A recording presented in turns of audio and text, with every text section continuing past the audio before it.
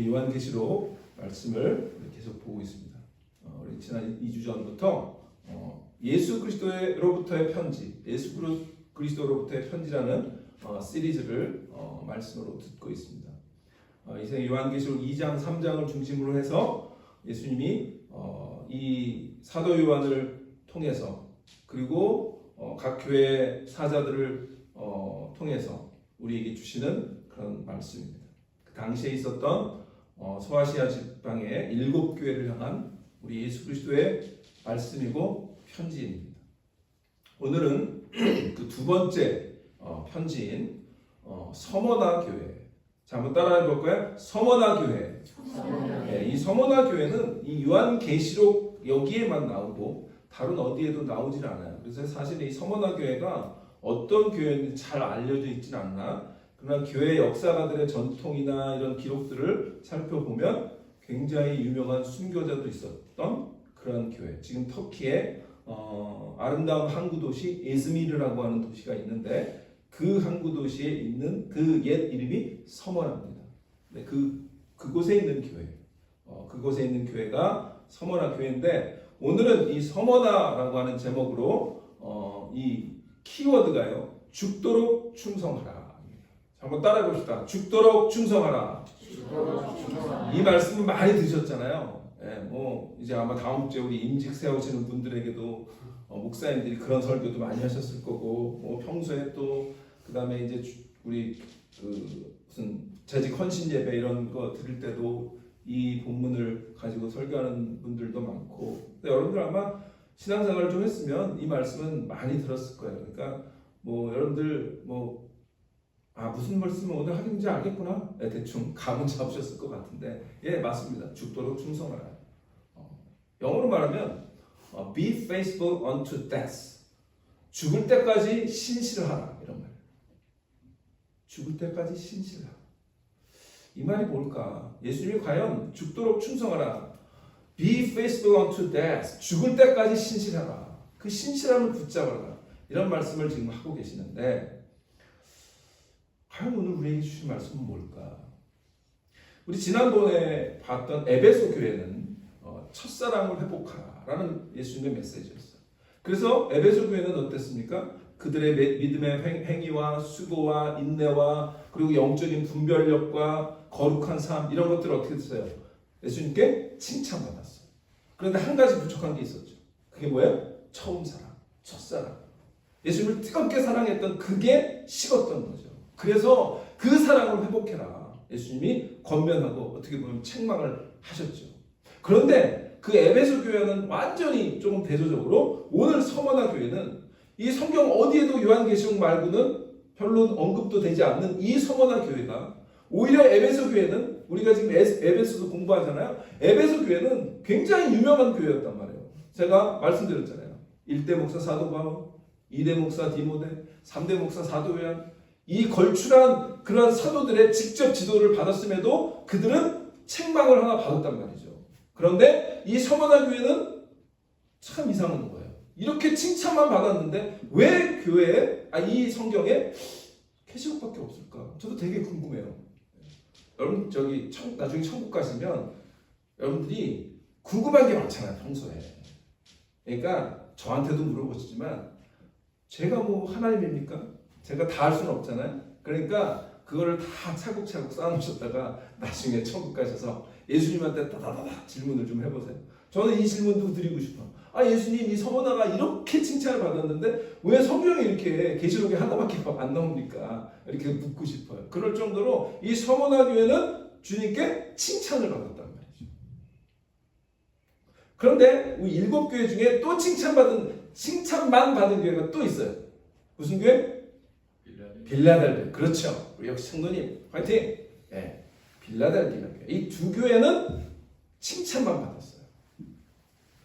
그러니까 그 7교회 가운데 이 두 교회는 그래도 우리에게 뭔가 본을 보여줄 수 있는 그런 교회라는 거죠. 그런데 어떻게 이 교회가 칭찬을 받았을까? 박해를 받았던 거예요.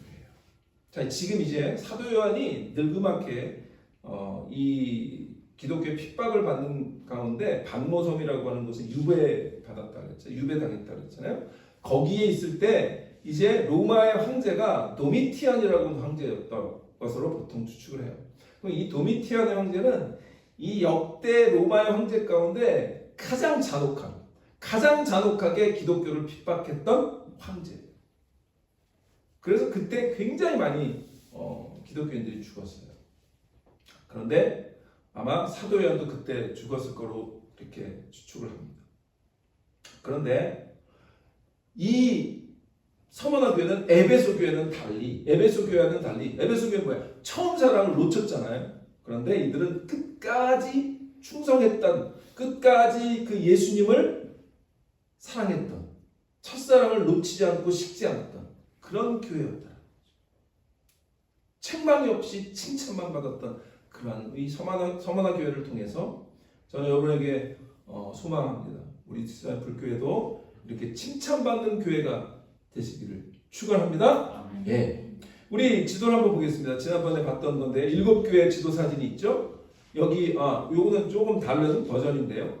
여기가 이제 전체적으로 에게해라고 하는 곳이고 왼쪽에 보면 거기가 이제 뭐예요? 고린도, 그다음에 어디입니까? 겐그레아라고 하는 이런 이 겐그레아가 어디죠? 겐그레아 성경에서 겐그레아 처음 들으시나요? 바울이 서원함으로 머리를 깎은 곳 겐그레아. 네. 어쨌든 이 고린도 이쪽이 그러니까 이 그리스예요. 그리스 쪽이고 그다음에 여기가 이제 에게해고요. 그리고 이제 여기에 쭉 소아시아 쪽인데요. 에베소도 항구 도시 교회고요. 그다음에 오늘 우리가 보는 서머나도 이렇게 들어가 있는 그런 많이 있죠. 베이. 네, 우리 그 베이 에리아처럼 이렇게 베이로 돼 있는 굉장히 아름다운 항구 도시. 그런데 이 서머나는 우리 하나 더 볼까요? 그다음 보면 이렇게 7교회가 쭉 있는데 그 7교회 가운데 이제 반모섬에서부터 쭉 이제 시계 방향으로 편지를 받은 아마 사자가 그렇게 이 방향으로 가는 거죠. 누군가 편지를 받았다면 그렇게 갔을 거란 말이죠. 그건 이제 에베소를 거쳐서 서머나를 가는 거예요. 두 번째 항구 도시인 서머나로 가는 거예요. 이 서머나는 그런데 말씀드린 것처럼 굉장히 아름다운 항구 도시인데요. 여러분들 잘 아시는 그레이트 알렉산더 대왕이 점령했을 때 건축을 했던 도시인 거예요. 그래서 이 지역이 굉장히 에베소 도시가 역시 컸던 것처럼 여기도 역시 항구 도시는 항상 그렇게 무역도 그다음에 상업도 발전됐던 그런 도시로 우리가 보게 됩니다. 그런데 로마가 점령한 뒤에 로마 귀족들의 휴양지로 이 도시가 개발된 거죠. 그러니까 로마인들이 굉장히 많이 살기도 했고요. 그 다음에 이 로마 귀족이 도시 경제에 굉장히 막강한 영향력을 미쳤기 때문에 이 서머나는 뭐가 굉장히 유명했냐면 로마 황제 숭배가 굉장히 열심히 했던 도시였어요. 그래서 지난번에 제가 어떤 신전 하나 보여드렸잖아요. 에베소에. 그 에베소에 있는 가장 그 고대 세계의 7대 불가사의가 아데미우스 신전이었어요. 그런데 여기는 제가 그 그림은 지금 없는데 황제 신전이 가장 큰 신전이 있었어요. 그런 만큼 이 교회는 이 지역은 로마 황제를 숭배하는 것으로 굉장히 활발했던 도시였다라고 그렇게 학자들이 얘기합니다. 그렇기 때문에 오늘 우리가 본문을 보면 뭐냐면 환란과 궁핍 이런 얘기를 하는 건 뭐냐면 그 로마 제국하에 황제 숭배를 요구했는데 아까 얘기했던 그 도미티안 황제가 가장 유명해요. 자기를 신으로 숭배하도록 강요했어요. 이 도미티안 황제가. 그러니까 그거에 가서 절하지 않으면 뭐예요? 사회적인 불이익을 받는 거예요. 그러니까 서머나 교회가 그러한 지역에 있었는데 예수 그리스도를 믿는 그 믿음을 끝까지 배신하지 않고 붙잡음으로 뭐예요? 황제에게 숭배하지 않았던 그러한 도시라는 거예요. 그러니까 이 서머나 교회에 우리가 대충 배경을 생각을 해보면 이 교회는 고난이 많았겠구나. 않을까라는 생각을 하는 거죠. 로마 황제가 가장 활발한 도시에 예수를 믿는 사람들이 모여서 교회가 생긴 거잖아요. 그렇죠? 예. 자, 이 서머나는요, 원래 이름이, 우리 그 다음에 나무를 하나 보여드리면, 이게 모략나무래요. 저도 처음 봤습니다. 모략나무. 여러분, 동방박사 세 사람이 황금과 유향과 모략을 드렸잖아요. 그 모략이 뭐냐면 그 장례 때 쓰는 시체 그 방부제 같이 그 냄새가 없도록 하는 그런 향인 거예요. 그래서 이 모략이라는 향료에서 이 서머나라고 하는 이름이 생겼다고요. 그래서 이 모략나무의 이 열매를 이렇게 빠면, 두드리고 이렇게 빠면 빨수록 깊은 향기가 우러났다는 거예요. 그러니까 이게 이제 많은 학자들은 뭐라고 이제 생각하냐면, 야, 이게 핍박을 받았던 그런 서머나 교회가 그렇게 핍박으로 그렇게 빠을수록 예수 그리스도의 향기가 더 났구나, 이렇게 이제 얘기를 하는 거죠. 그만큼 이 서머나 교회는 이 모략으로 유명한 그런 또 도시이기도 했다는 거죠. 자, 그러니까 이 도시는 이러한 경제적으로도 굉장히 좋았고 항구 도시였고 아름다운 도시였고 그 로마인들의 귀족들의 휴양지였고, 자, 그런 겉으로는 그런 모략도 굉장히 장사를 많이 했을 거 아니에요. 그랬던 그런 상업 도시였고 부유한 도시였는데 실제로 오늘 우리 본문에 보면 예수님이 뭐라고 그러죠? 서머나 교회에게 9절에 보면 내가 내 환난과 궁핍을 알아요. 궁핍이 뭐예요? 가난. 서머나 교회는 사실은 가난했던 교회였다. 가난했던. 그러니까 물질적으로 아마 그 풍요한 도시에서 아까 말씀드린 것처럼 예수를 믿는 신앙을 지킴으로 말미암아 물질적인 불이익을 당했던 거죠. 뭐 그래도 이렇게 로마의 그 황제도 숭배하면서 이렇게 뭐 아부도 하고 이러면 뭐예요? 떨어지는 게 많잖아요. 지금도. 타협하면 떨어지는 게 많고, 타협하면 이제 의무로양으로 들어오는 게 많은, 그게 이 세상의 시스템이란 말이에요. 그런데 이 서머나 교회는 그것과 타협하지 않았다. 그러다 보니까 물질적으로 가난한 교회였다라는 것이죠. 우리도 사실은 그런 걸 통해서 배울 필요가 있는 거라고 생각하는데, 또 아까 말한 것처럼 그러다 보니까 그 얘기는 뭐냐면 핍박이 많았다는 얘기예요. 핍박이 많았다. 이 핍박을 받았던 교회, 이 서머나 교회는 가장 또 유명한 순교자가 나오는데요. 우리 사진을 그 다음 사진을 보면 이게 폴리캅이라고 초대교회 석사도 중에 하나입니다. 이제 이따가 말씀드리겠는데, 어쨌든 이 폴리캅은 이 교회 역사에서 가장 유명한 순교자의 이름이에요. 폴리캅. 한번 같이 발음을 해볼까요? 폴리캅. 네, 이 이름은 여러분 성경에는 없지만 교회 역사상에서 굉장히 유명한 순교자였다라고 하는 정도는 그래도 기독교 우리 신앙을 갖고 있는 사람들은 알아야 돼요. 네.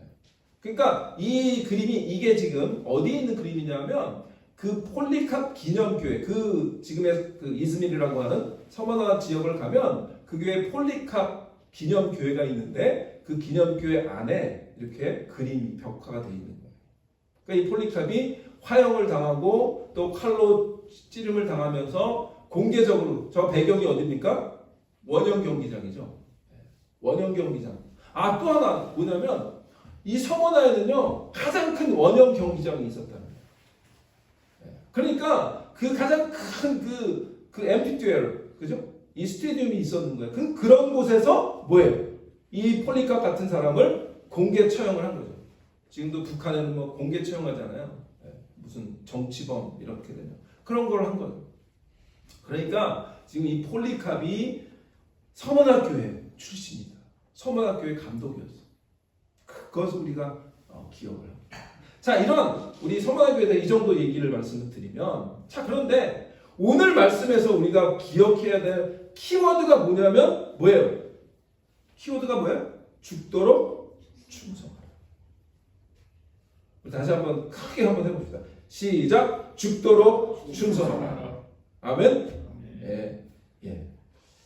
우리가 이게 말은 쉬운데 내가 죽음 앞에서까지 충성할 수 있는지 그건 우리가 당해봐야 알기도 해요, 사실은. 그런데 이 폴리갑은 끝까지 충성했던 거죠. 죽을 때까지 충성했던 거죠. 자, 그런데 이 요구를 자, 누군가가 여러분에게 당신 나에게 죽을 때까지 충성해 할 수 있는 사람이 있습니까? 심지어 우리 부모들도요, 자녀들에게 우리 부모를 끝까지 잘 모셔 이렇게 강요 못 하잖아요.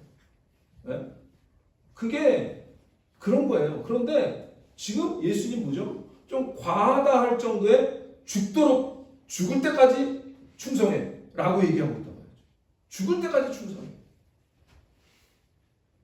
그러니까 이렇게 요구할 수 있는 분은 누구야 도대체? 예수님밖에 없어요.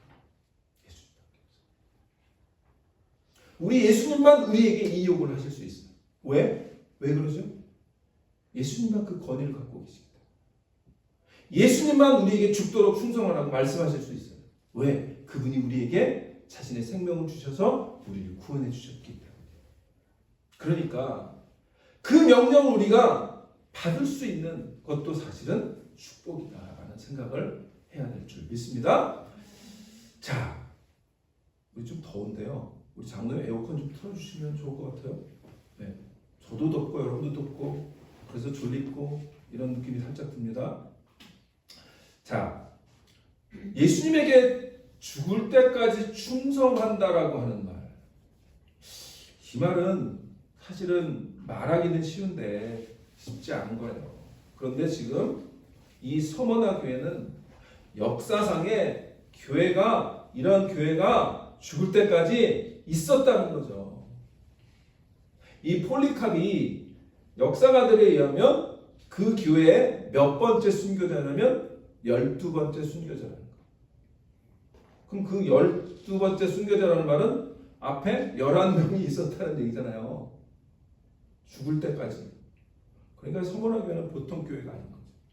정말 죽을 때까지 충성했던 교회인데 예수님은 그 충성했던 교회를 향해서 다시 죽을 때까지 충성하라 이렇게 말씀하시는 거죠.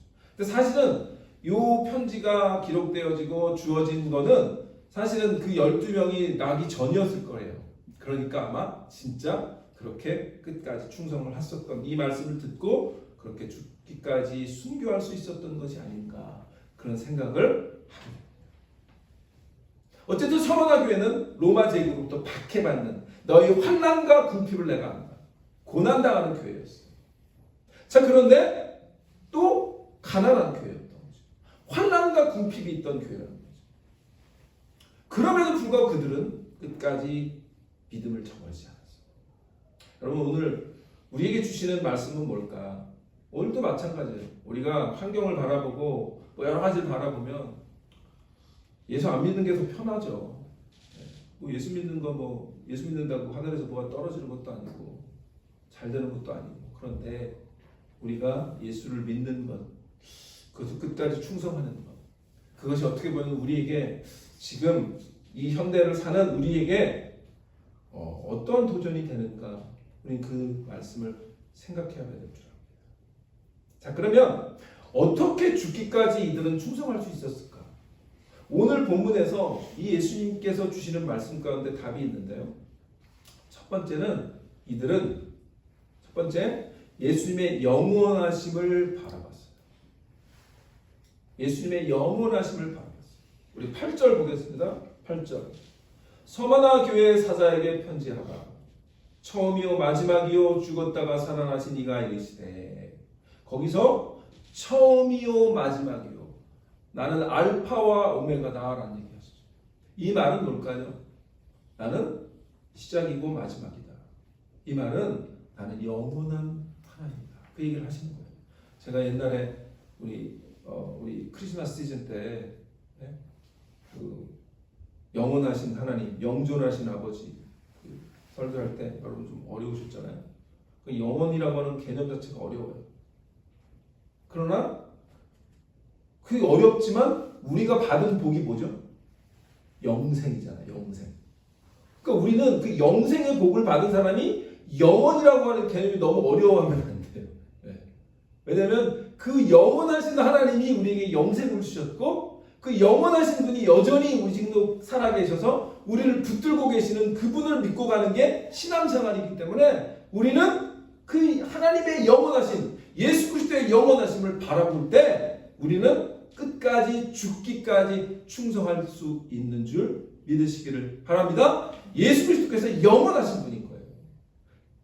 먼저 나셨고 그리고 나는 먼저이고 나중이며 죽었다가 다시 살아난 자다라고 얘기를 하고 있는 거예요. 그분보다 앞설 수 있는 사람이 아무도 없어요. 내가 먼저다. 내가 먼저 있었고 내가 앞으로도 이 모든 것을 다들 자다라고 얘기하시는 거죠. 그 얘기는 뭐죠? 우리의 인생 전체를 주께서 다스리고 계셔서 지금 너희가 어떤 시점에 와 있는지 너희는 알 수 없지만 내가 다 너희를 붙들고 있기 때문에 지금 믿음이 생활하기가 좀 힘들더라도 끝까지 붙잡아라. 그러면 너에게 주시는 놀라운 하나님의 은혜가 있다라고 지금 말씀하고 있는 거예요.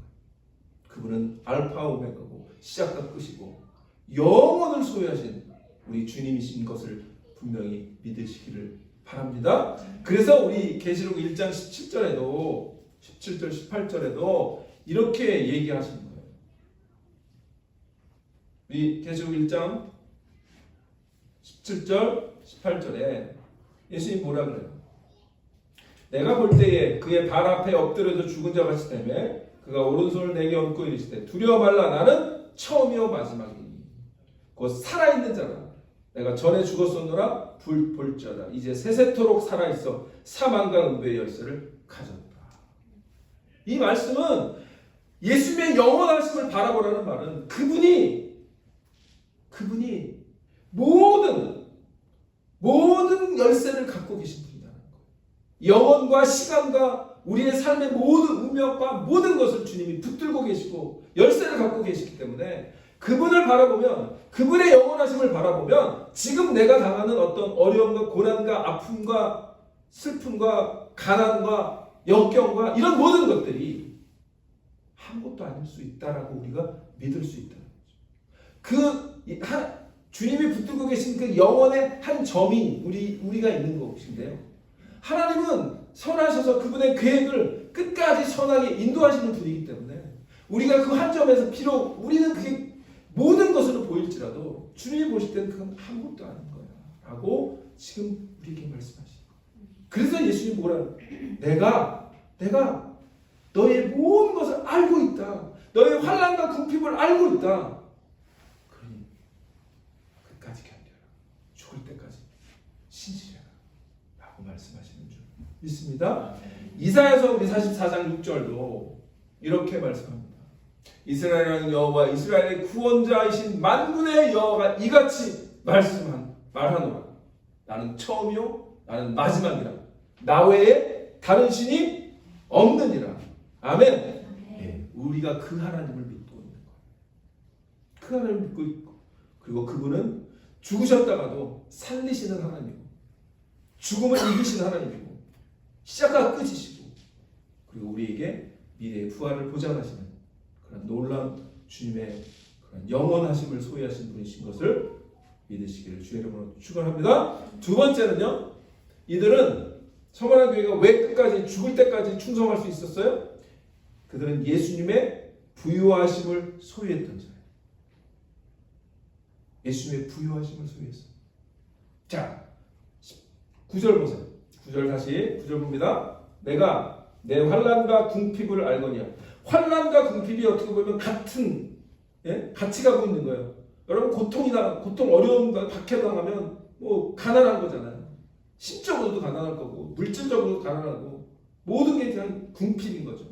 그런데 예수님이 뭐라고 선언해요? 실상은 뭐예요? 영어로 말하면 in reality 이거예요. 실제는 뭐야? You are the rich. 네가 부유한 자야. 이건 사실 예수님의 파라독스예요. 역설이라고요. 복음은 역설이거든요. 우리가 믿는 예수 그리스도가 죽으셨다가 부활하셨다라고 하는 것도 역설이고 우리가 예수를 믿는 그분이 영혼을 소유하셔서 우리에게 끝까지 붙들으라고 하는 말씀도 사실은 이 세상의 관점에서 보면 역설이고 이해가 안 되는 것들 추성이죠. 그런데 지금 예수님이 또 다른 역설을 얘기하시는데 뭐예요? 너의 환난과 궁핍을 내가 아는데 사실은 네가 부자야. 이렇게 얘기하시는 거예요. 그런데 우리가 재정 전문가가 와서 우리의 재정을 쭉 보고 은행이 마이너스예요. 근데 뭐라고 얘기하냐면 근데 사실 당신이 부자예요. 그럼 여러분 어떻게 할 거예요? 장문 안 하십니까? 그리고 따귀를 한 대 때리든지 당신은 자격이 없는 사람입니다 라고 얘기할 거 아니에요? 아니 눈이 보이는데 통장에 마이너스인데 그럼 당신이 부자예요. 믿으세요. 부자라니까. 지금 그렇게 얘기하고 있는 거 예수님이. 그럼 우리는 그거를 여러분 웃으시잖아요. 왜 웃어요? 말도 안 되는 거예요. 말도 안 되잖아요. 은행이 마이너스인데 당신은 부자예요. 예수님 지금 그 얘기하고 있다니까요. 근데 여러분 믿으라고 성경에 있는 거 지금. 여러분 어떻게 받아들이세요? 왜 그럴까요? 예수님 왜 그렇게 말씀하셨을까요? 이해가 안 되는 말씀을 왜 하셨을까요? 아까 얘기한 것처럼 이 서머나는 에베소 다음가는 부유하고 번영한 도시였어요. 그런데 서머나 이 지역은 부자였지만 서머나 교회는 가난했단 말이에요. 왜? 믿음을 지키느라고 그 당시에 있는 로마 제국에 아부하지도 않고 그 지역의 많은 유대인들이 오히려 이 서머나 교회를 막 그 공경에 빠뜨려서 힘든 그런 상황으로 만든 그게 현실이에요. 유대인들과 로마 제국이 함께 박해해서 재정적으로 어려움을 겪었단 말이에요. 그런데 예수님도 너희 지금 가난함을 내가 알아. 그래놓고 지금 그러나 실상은 리얼리티는 너는 부자야 라고 말씀하셨단 말이죠. 그래서 그들은 정말 힘들었던 것 같아요. 교회 힘들었던 것 같아요. 그러면 왜 예수님이 이렇게 파라독식한 역설적인 말씀을 하실까? 예수님은 부유함을 바라보시는 관점이 다르신 분이기 때문에 그래요. 그게 중요한 거예요. 우리는 우리의 관점으로 뭐가 부자인지를 바라봐요. 그래서 이런 말이 있잖아요. 우리가 돈이 좀 많으면 참 당신은 잘 사시는 분이군요. 그런데 그게 틀린 말이라는 말이죠. 잘 사는 것과 부자는 다른 거예요. 그죠?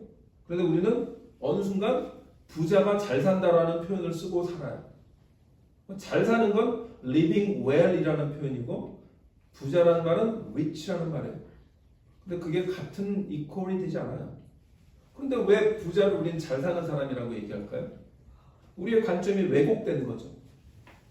그게 세상 시스템이기 때문에. 근데 예수님은 그 세상 시스템으로 우리를 바라보지 않으시는 분이기 때문에 더 정확하게 바라보시는 거예요. 물질적으로 가난함이 그게 진짜 가난함이 아니다라고 말씀하고 계시는 거예요. 우리 디사이플 교회가 외적으로 보면 좀 작고 부족해 보여요. 그죠? 그래서 우리가 스스로 위축될 수도 있고 그래요. 근데 그럴 필요 없다라고 예수님 지금 얘기하는 거예요. 너희의 어떤 외적인 걸로 너희의 부유함을 에스티메이트 하지 마라라고 얘기하는 거예요. 여러분, 예수 잘 믿는 10명이 중요합니까? 예수 대충 믿는 500명이 중요합니까? 전 우리 교회가 예수 잘 믿는 10명, 예수 잘 믿는 20명, 예수 잘 믿는 30명이 되는 그런 교회가 되시기를 바랍니다. 예수 잘 안 믿는 300명이 모여야 소용이 없어요. 예수님은 그러면 너희들은 굉장히 재정적으로도 많고 헌금도 많은데 그런데 너희들은 부자가 아니다. 이렇게 말씀하실 거예요. 근데 우리는 적게 모여도 우리의 신앙이 단단하고 주님을 붙들고 있고 첫사랑을 버리지 않으면 예수님이 뭐라고 할까요? 우리를 너는 정말 부자인 거야 라고 말씀하실 거예요. 되십니까? 네. 오늘 우리는 예수님이 너가 정말 부자야 라고 말씀하신 그 이유를 파악하셔야 돼요. 주님 우리를 중심을 보시는 거예요. 외적인 걸 보시는 게 아니에요. 우리의 어떤 헌금 내역이나 어떤 뭐 프로젝트 행사 어마무시하게 막 외적으로 보여지는 이런 것들을 예수님이 기뻐하는 게 아니에요. 예수님 우리의 중심을 보십니다. 비록 환난과 핍박과 가난이 있을지라도 믿음을 끝까지 지키는 자가 예수님 눈에는 진정한 부자이고 영적인 부유함을 누리는 그런 교회인 것을 분명히 믿으시기를 바랍니다. 예수님은 부유함을 바라보는 관점이 다르신 분이에요. 그래서 예수님이 친히 가난함으로 부욕해 되신 것을 보여주셨어요. 그게 뭐죠? 십자가의 죽으심이에요.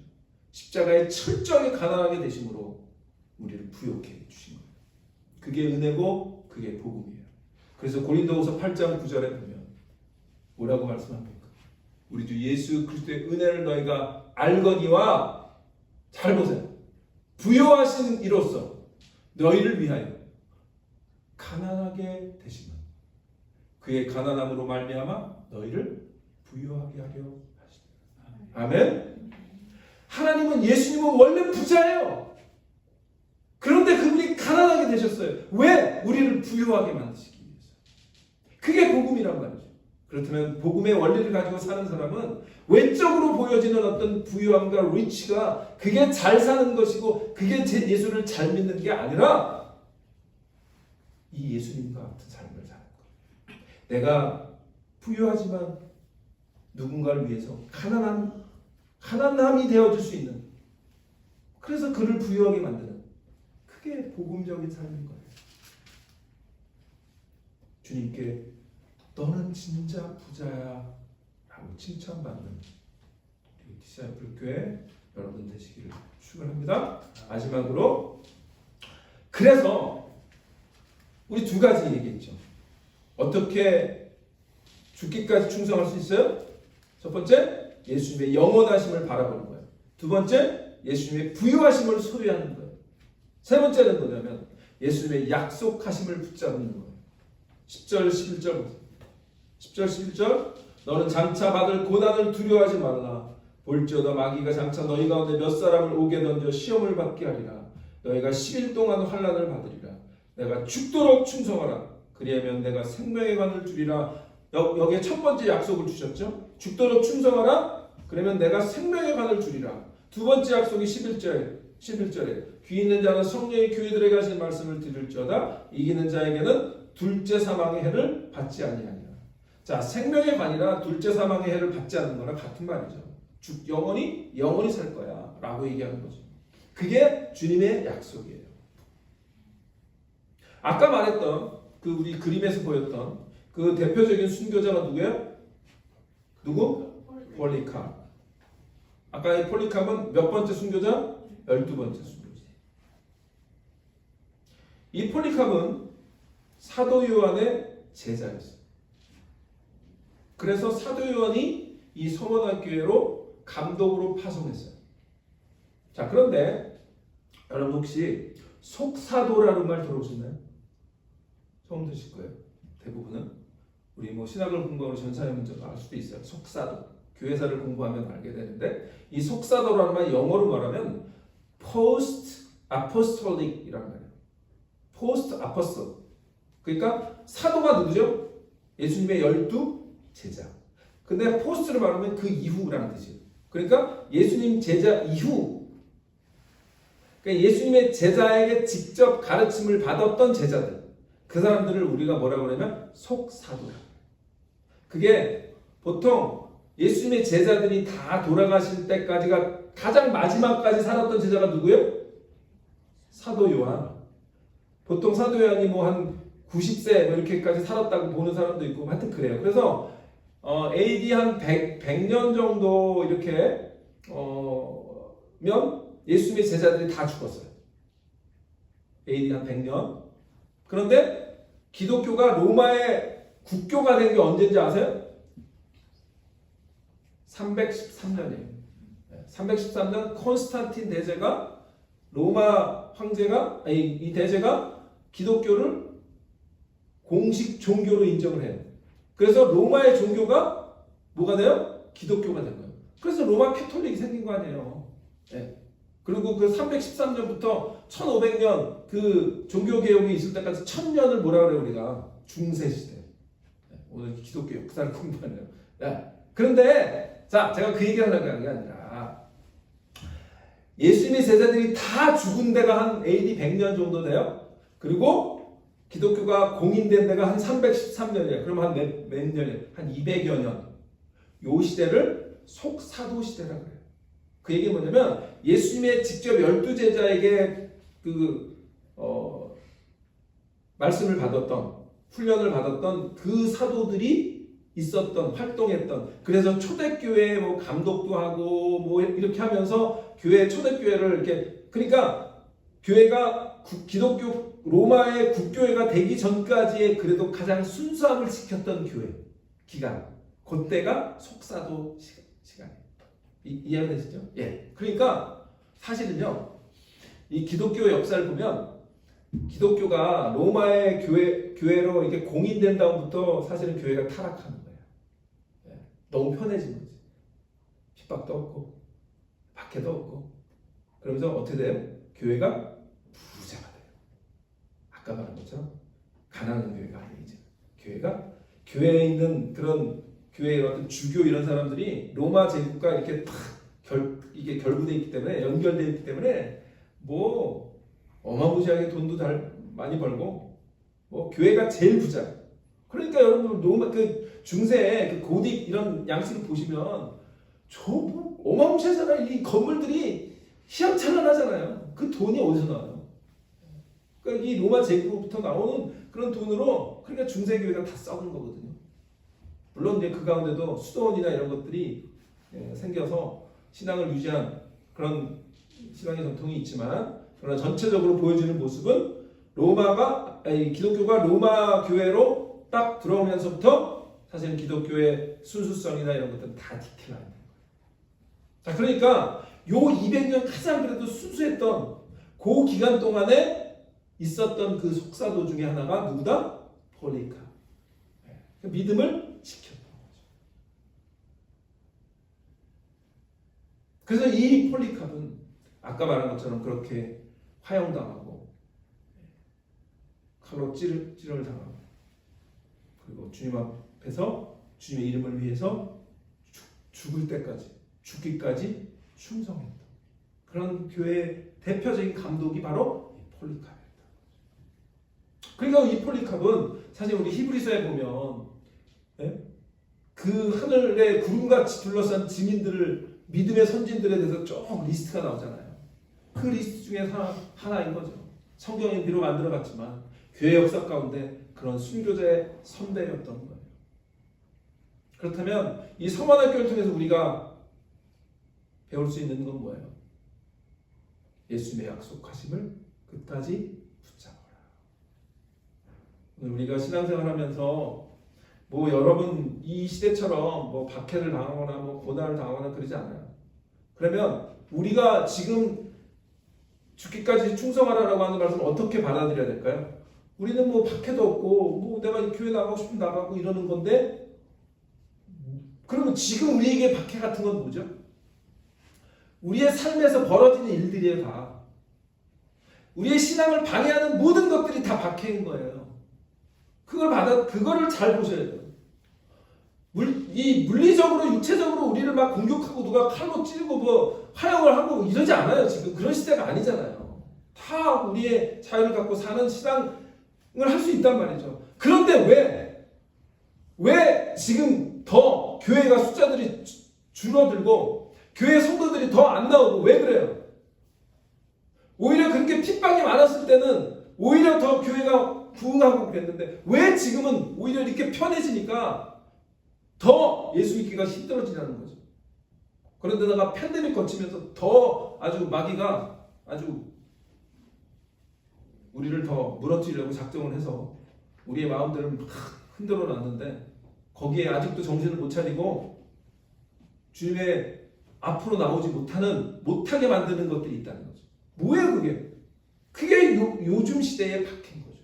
마귀는요 초대교회 때는 로마 제국이라는 어떤 파워를 가지고 우리를 박해했다면 우리를 끝까지 충성하지 못하게 했다면 지금은 여전히 마귀는 다른 전술을 쓰는 거죠. 시대에 맞게. 마귀가 얼마나 브라이트합니까? 그럼 거기에 넘어가면 안 돼요. 외적인 환경 때문에 내가 믿음을 지키지 못한다. 그건 우리가 속고 있는 거예요. 우리의 믿음이 자꾸 떨어져 나가는 거예요.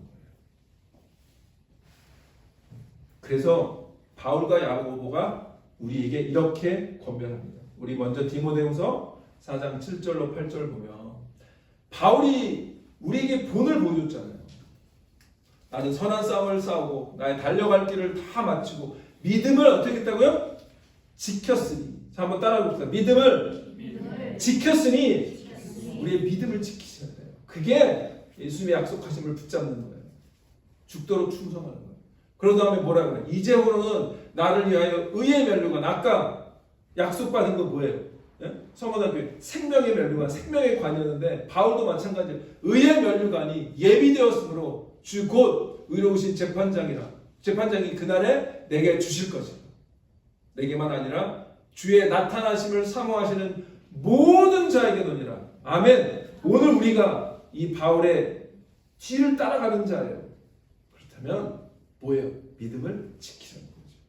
죽도록 충성하는 거죠. Be faithful unto death. 야고보도 마찬가지죠. 야고보도 똑같은 말을 하는 거예요.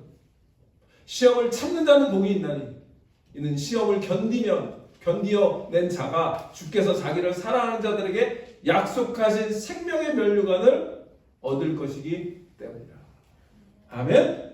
네. 이러한 약속을 우리가 붙잡는 저 여러분 되시기를 축원합니다. 말씀 마칩니다. 오늘 서만화 교회를 통해서 우리에게 주시는 말씀은 서만화 교회는 어떻게 이렇게 가난하면서도 부유하다라고 예수님께 칭찬 듣고 너는 정말 끝까지 충성하는구나 라고, 그러나 더 충성해라 라고 권면을 받을 수 있었을까? 그들은 예수님의 영원하심을 바라봤기 때문이에요. 그들은 예수님이 부유하심을 소유했기 때문이에요. 그들은 예수님의 약속을 붙잡았기 때문이에요.